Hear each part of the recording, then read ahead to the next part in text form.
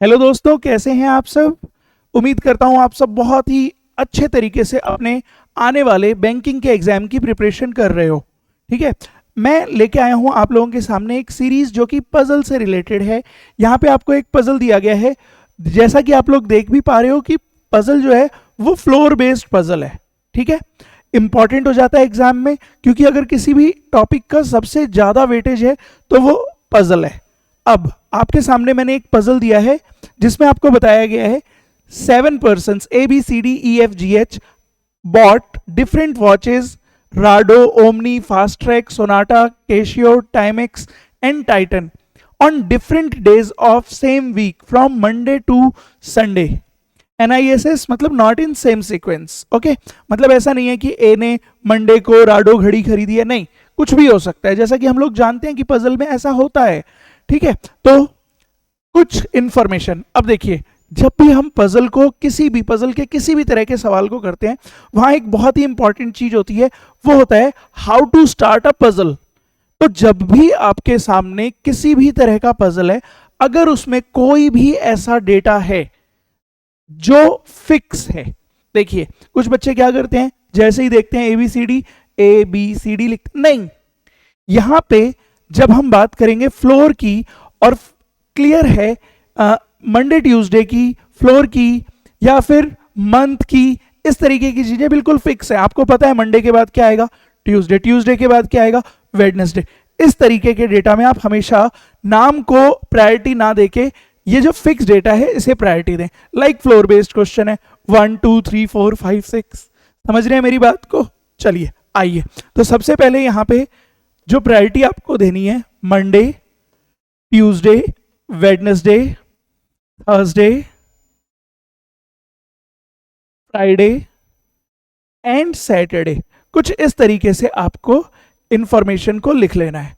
Sunday, then अगर आप नाम से शुरू करेंगे ना, यही क्वेश्चन आपके लिए टिपिकल फॉर्म में चला जाएगा। अभी अपने पास जो क्वेश्चन आता है बच्चों, ये क्वेश्चन आपके सामने बिल्कुल मॉडरेट लेवल से थोड़ा सा कम ही मान लो हो जाएगा, अगर आपका स्टार्टिंग का तरीका सही है तो जैसा कि आप लोग देख पा रहे हैं, आपके सामने इंफॉर्मेशन गिवन है, the watch of Omni company was bought on Friday. जैसा कि आप देख पा रहे हैं यहाँ पे फ्राइडे, वॉच का नाम यहाँ पे रखते हैं। ओमिनी कंपनी का जो वॉच है वो कौन से दिन खरीदा जाता है बच्चों, वो खरीदा जाता है फ्राइडे को। F bought Titan watch on Tuesday, F Titan watch खरीदता है ट्यूसडे को। किसी बच्चे को कोई दिक्कत या परेशानी नहीं होनी चाहिए, क्योंकि जो इंफॉर्मेशन है वो पॉजिटिव इंफॉर्मेशन है। जब नेगेटिव इंफॉर्मेशन देता है तो हम किस तरीके से सवाल को करेंगे, तो ये सीरीज में आपको दिखाई देगा, जो पजल का सीरीज हम लोग कवर कर रहे हैं। कहता है only one watch was bought between the watches between omni and Rado.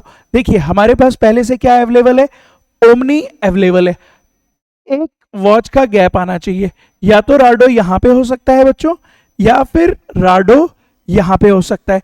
इन दो में से किसी एक जगह पे हमारे पास राडो के होने की संभावना है, अभी हम क्लियर नहीं है। आगे की इंफॉर्मेशन को कवर करते हैं। कहता है B bought Timex watch immediately after the person who bought Casio watch. See, अब जहां पे भी केशियो वॉच आने वाला है उसके इमीडिएटली आफ्टर, यानी जहां पे भी आप केशियो लिखेंगे उसके एकदम नीचे आप टाइमेक्स लिखेंगे। तो आइए देखते हैं क्या क्या पॉसिबिलिटी है। क्या यहां पे बिठा सकते हैं? बिल्कुल भी नहीं, क्योंकि टाइटन ऑलरेडी जगह ऑक्यूपाइड है। या तो ये वाला जगह खाली है लगातार, या ये वाला जगह खाली है, क्योंकि राडो यहां पे क्लियर नहीं है। समझ पा रहे हैं मेरी बात को? यहां पे राडो क्लियर नहीं है, तो इन दो पॉसिबल पॉइंट पे हमारा कैशियो और टाइमेक्स आ सकता है। यहां पे कैशियो और टाइमेक्स आ सकता है। बहुत बढ़िया। और एक और चीज, टाइमेक्स को हमेशा किसके साथ लेके चलना है? इसने कहा है बी बॉट, बी खरीदेगा जब भी बात टाइमेक्स की होगी तो। ठीक है, चलिए आगे बढ़ाते हैं इस पॉइंट को। कहता है B bought Timex watch immediately after the person who bought G bought watch immediately after B. अब देखिए यहां मिल गया आपको हिंट। क्या हिंट मिला मेरे प्यारे बच्चे? अगर बी यहां पे है तो जी अब नीचे आ ही नहीं सकता है, इस पॉइंट की वजह से, इस पर्टिकुलर पॉइंट की वजह से देखिए हमारे पास क्या क्या इंफॉर्मेशन इकट्ठा हुए। पहले नंबर पे बी यहां नहीं आ सकता है। क्यों नहीं आ सकता है यहां पे बी बच्चों? क्योंकि बी के बाद ये कह रहा है B bought G bought watch immediately after B. तो अगर मैं यहां पे बी को इस वाले पॉइंट पे रखता हूं तो पॉसिबल है कि कुछ बाद में आ सकते हैं। अगर मैं बी को यहां रखता और टाइम एक्स को यहां, तो बी के नीचे तो आने की संभावना खत्म।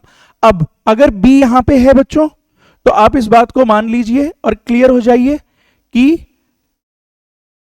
टाइम एक्स जो है वो यहीं आने वाला है। कहां आने वाला है?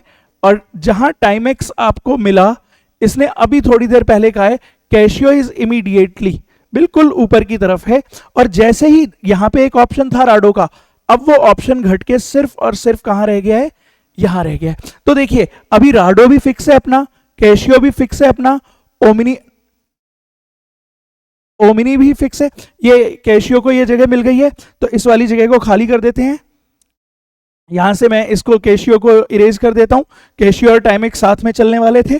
अब हमारे पास ये वाला जगह और ये वाला जगह खाली है। ठीक है, देखते हैं कोई इंफॉर्मेशन है कि नहीं है। बाकी इधर नाम भी बचा हुआ है। कहता है G bought watch immediately after B. जिस लाइन की वजह से इतना इंफॉर्मेशन इकट्ठा हुआ, इसको भी यूज करते हैं। But before C and D, मेरे प्यारे विद्यार्थियों यहां पे मुझे नहीं पता चल रहा है कि पहले सी आएगा कि पहले डी आएगा अभी तक के इंफॉर्मेशन में। लेकिन मुझे यह भी पता है कि अब मेरे पास सिर्फ ए और ई बचा हुआ है। ई और ए बचा हुआ है।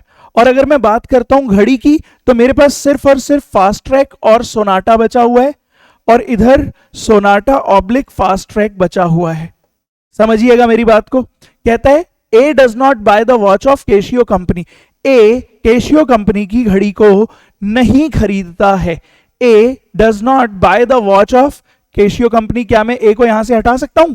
बिल्कुल हटा सकता हूं, क्योंकि कैशियो का तो जगह फिक्स है।